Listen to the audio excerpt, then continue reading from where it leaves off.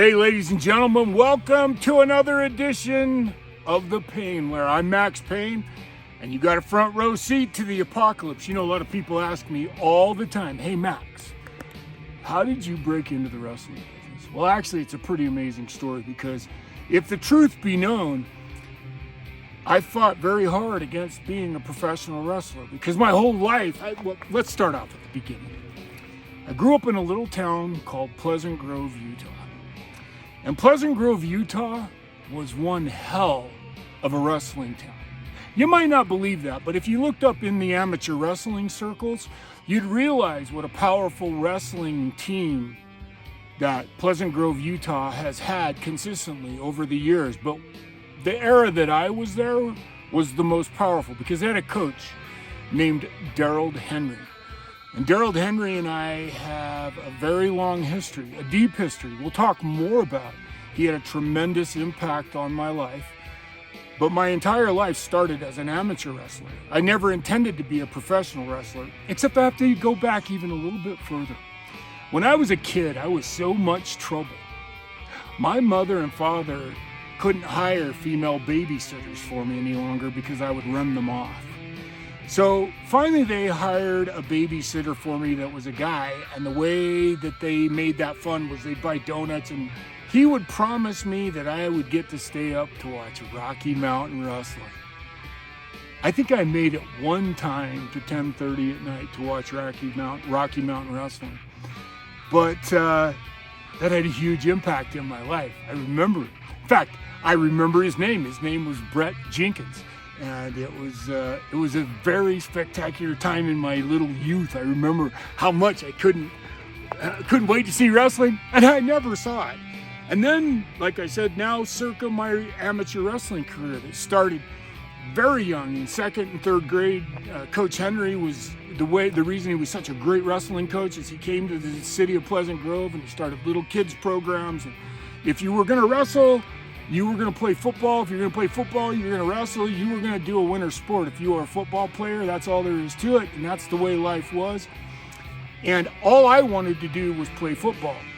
But my football coach had a different mind because I'd done enough wrestling. I knew I didn't really want to even wrestle that bad. I wanted to play football. But in the end, Coach Gillespie, the football coach at the time, said, "Whoa, Pete, if you ain't going to wrestle, then you ain't going to play football." And I said, okay, I'll wrestle. So I went out for the wrestling team when I was a freshman, and I did really well. And the very first match I had was in Tooele, Utah. And the coach had taught me 4 or 5 really good moves, and I knew how to use them. And I went out in the first match as a freshman in high school and pinned the very first guy that I wrestled. And then a couple weeks later, as a freshman in high school, our heavyweight was off doing something else, and I had to go to Carbon High School in Price, Utah, and wrestle a state champion, and I was a freshman. Well, as you can imagine, I was scared crapless. But I went out onto the mat there, and I wrestled this guy, and I pinned a senior state champion in front of his home crowd in Price, Utah, when I was a freshman in high school. Well, as you can imagine, the reaction of my coach and my team was so massive that I was hooked on wrestling from that moment forward. And ironically, Pleasant Grove the next year got a new football coach, and that football coach hated me. Of course, you can understand why a football coach would hate a 14-year-old kid, a 15-year-old kid, who's 6'6", 275 pounds. Anybody can understand why a football coach wouldn't want a kid like that around. Well, this coach didn't like me, and he was bound and determined to run me off. And he did. And I quit football. And he told me I'd never succeed at anything the rest of my life. And I said, yeah, watch me roll. And so I wrestled collegiately. I wrestled all through high school. That's a whole nother story. But the reason I'm telling you that is because you'll understand why in 1985, after I was a 3-time All-American at Iowa State University, and I just broken the NCAA record for, it's an unofficial record, but the most falls in the national tournament. I had 5 falls in 5 minutes and 21 seconds. My coach gave me a plaque that I still have today. It says, to a record that may never be broken, and I don't think anybody's even come close to it since, but who knows, it's still fun. And I really, really loved amateur wrestling. And when the school newspaper, the Iowa State school newspaper, came to me and asked me, because my predecessor, the record that I broke at Iowa State was owned by a guy named Chris Taylor. And Chris Taylor, anybody who knows amateur wrestling and anybody who knows professional wrestling knows who Chris Taylor is. It's one of the most famous photos in the history of wrestling. And then Chris went on to be a professional wrestler. So the obvious question from the Iowa State paper was, hey, Daryl, are you going to go on and be a professional wrestler? Deep in my heart, I always wanted to do that. But because I was living in a wrestling nation at the time, I said, no way, that crap's all fake. I wouldn't have anything to do with it. Well, now the rest of the story. When I graduated from college, I was told by a very profound person in my life, a guy named Reed Smoot, who is the director of photography in Takedown. When I graduated from college, I called him on the phone. He invited me to his home and asked me and said to me, what do you want to do? And I said, I want to be in film. And he said, well, then there's only one choice, Daryl. You have to go to LA. And he said a sentence I've carried with me my whole life. He said, you'll be shocked because when you get to LA, you might be surprised what you find there. And I didn't know what he meant then. So, with 3 children, sitting in Utah and a wife, I loaded up my 1969 Chevy Impala with a badass 350 Fuelie 202s and a big badass spreadboard Rochester. Beautiful patina, and I just drove that sucker right to LA and started trying to find a job after college. And I lived with my cousin Doris Jensen in Long Beach, California, right next to El Dorado Park. And I would get up every day and go and look for a job. And for 2 weeks, I had looked very, very hard for a job. And I mean really hard. I mean, I was gone all day knocking on doors. One of the most profound interviews I had was a sharp copier salesman. And needless to say, I didn't get that job. So I was exhausted. And I went to bed one night very late because I'd been up doing crazy stuff and trying to get ready to what am I going to do next? Well, how am I going to find a job? And I went to sleep. And the next morning, my cousin's son, he decided that morning was the morning he was going to play rock and roll DJ at 5 o'clock in the morning. So I wake up to KNAC pounding in my head. And in true fashion, I pull the pillow over my head until all of a sudden I feel a tapping on my shoulder. And finally I rolled over and I said, what, Jason? And he goes, hey, cousin, guess what? And I'm like, okay, what? He goes, I just won tickets to Pee-wee's Big Adventure premiere at Mann's Theater on the Sunset Strip in downtown Los Angeles. And I said, you shut up. He said, nope. I said, man, let's have a day of this. I said, let's go to Seal Beach and go boogie board all day. And then as soon as we're done, we'll go to the theater and go see this movie. And he goes, okay. So we went to Seal Beach and for 3 hours, we boogie boarded and had one hell of a time. I mean, it was sick. And then we go to Mann's Chinese Theater. I am like the biggest Hollywood mark in the world. Mann's Chinese Theater, everybody knows, is the theater where all the movie premieres in the history of Hollywood have come through. So here I am standing, I mean, there's Marilyn Monroe's handprints in front, all those great stars, all the things that go with Mann's. So I'm standing there, we're waiting in line to get into the movie, and all the stars are coming by, and there's a security guard standing there, and he's a tenth my size. He's literally, 5'10", 180 pounds. And I tapped him on the shoulder.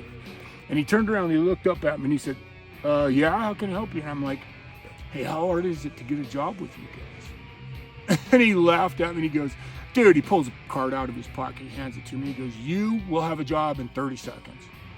I said, really? He goes, look at you. I'm like, okay. So I called the company. And I called them that day. They go, you want to go to work tonight? I said, yeah. They gave me an address. This was back in the day of what's called a Thompson Guide. The only way you could get around Los Angeles was to have this great big encyclopedia that had all the streets in it. And if you didn't have one, you were through. Put a fork in you. You were going nowhere in LA. That's just a matter of fact. So I have a Thompson Guide. He tells me an address. I go to that address. Wrong city. It was Downey, not Long Beach. So I was late, didn't make the job. Called him and said, dude, I am so sorry. I went to the wrong town. He goes, no worries. He goes, tomorrow, I need you to go to the Olympic Auditorium. I said, okay. So the next day, I go to the Olympic Auditorium in downtown Los Angeles. Any real hardcore wrestling fans know how famous the Olympic Auditorium is in downtown LA. Well, I wasn't going there for a wrestling match. This was at the end of the life of the Olympic Auditorium, and now it had been reduced to a badass heavy metal venue. And in this particular case, it was a punk rock festival that I had to guard. And when my boss called me, he says, make sure you bring a white shirt with you. Well, the shirt for the security company was white. So I took it, and I thought that was enough. He goes, everybody brought another t-shirt, right? And I'm like, no, why did I need to bring another white shirt? He goes, because, dude, the fire marshal is going to be here tonight. And if they close this down because we can't keep this doorway clean right here, there's going to be a riot. And I'm like, so what do we got to do to make sure there's no riot? And they said, keep this doorway clean. Well, I got to tell you, I had one of the most fun times of my life that night, because it was like a scene out of the movie Airplane. These kids are coming in and they're dumping knives and brass knuckles and chains, because they're all heavy metal kids, man. There was a garbage can. They couldn't move that they had to get a forklift to move it because it was so heavy by the time they'd taken all of the metal off these kids before they could come in. So anyway, I do this concert, and I learned very quickly how to be a good security guard. I made sure that the fire marshal was standing right next to me all night, and as soon as he'd say, hey, I don't like that, I'd fix it. So needless to say, it didn't close down, didn't have to wear another shirt, no riot. Next day, biggest day of my life. Without a doubt, biggest day of my life. Boxing match at the Palladium on Sunset Strip in Los Angeles. The debut of Gonzalez. The card is billed as Tate, Tillman, and Gonzalez, the professional fighting debut of Gonzalez from the Olympics. Tate and Tillman had already debuted. It was their opportunity to show their wares that day too as well. So I go to the venue, and the boss, I guess you'd call him kind of the pit boss, comes up to me and said, okay, Daryl, I'm going to put you right at ringside. I need you to watch after the camera guys, because we're going to be there. There's camera guys there, and you need to just kind of watch out and look after them, okay? And I said, yeah, hey, no problem. I know how to do that. He said, okay. So he puts me next to ringside, and I'm standing there, and a camera guy, standing next to the ring, is backing up towards me at ringside, and as he backs up towards me, I know what to do. So I put my hand out, and I lead him right back to me safely. And when I do, he realizes I know what I'm doing. He turns around and looks at me, and I know the guy. His name is Richard Zimmerman, and he had been a freelance photographer for ABC's Wide World of Sports. And 4 months earlier had been at Iowa State filming interviews for the NCAA Division I National Championships that were coming up in March. So he interviewed me, and we started talking, and he knew I had a degree in television. He said, if you're ever in LA, don't you find it just a little ironic that the first guy I run into had my security job is a guy I know? Well, it's not over yet. So he gives me his card. I call him the next day. He gives me a job, one of the greatest jobs of my life. I'll tell you more stories about that later. I worked in the Los Angeles Coliseum for a year. I saw everything that went through the Los Angeles Coliseum. Truly one of the funnest, greatest jobs I ever had. I was on Bob Uecker's Wacky World of Sports. It gave me a chance to develop my wrestling character, but it was just such an amazing moment to meet Richard. And so My boss comes up to me and he goes, hey, I have somebody, the pit boss comes up and says, I have somebody who wants to meet you. And I said, okay. He said, it's the owner of the company. I'm like, well, okay. I'll meet the owner of the company. He says, okay. So the owner comes up here and he goes, hello, Daryl. You don't know me. My name is Dave Knutson, and I'm from Lehigh, Utah. And I happen to know everything about your career. I know who you are. I know what you did in Pleasant Grove. I know about Takedown. As you can imagine, my jaw continues to drop. I just met a guy that I met from Iowa State University 4 months earlier in Los Angeles at the Palladium. And now I'm standing in front of a guy who says, hey, Daryl, I know everything about you. Do you want to be a professional wrestler? I said, oh my God, yes. Because by then, the truth of the matter was I was in LA. In fact, I'd already done 2 gigs as a wrestler on Bob Uecker's Wacky World of Sports and Fridays at Sunset, which were local.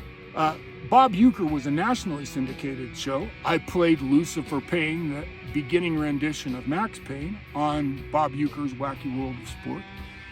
And I was on Fridays at Sunset, which was, one of the television, every Friday they had like a show that was like the talk of the town in Los Angeles. And so I did that too. You're going to see pictures. I'll roll pictures while I'm talking about it so you can see what I did then. So as an actor, the very first things I did was to play a wrestler. So I was trying to be an actor. I was actually, by then I'd found that, people I could actually go try out for parts and started doing that, but I wasn't successful at it at all. I couldn't even figure out how to get my way to make sure I got on the call list. But I kind of gave up because now Dave Knutson takes me to the back of the building. And I got to tell you, the Palladium has this terrace, and it's really dark. And it's exactly what you would feel like, I think, if, John Gotti, summoned you from the bar. And it's dark. And Dave walks me up to this guy, and he says, Daryl Peterson, I'd like you to meet Red Bastien.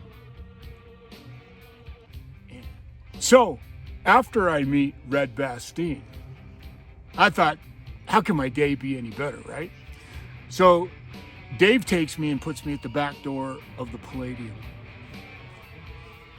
So I'm standing there, and the back door is the most important place to be at the end of those situations because people try to come in through the back door.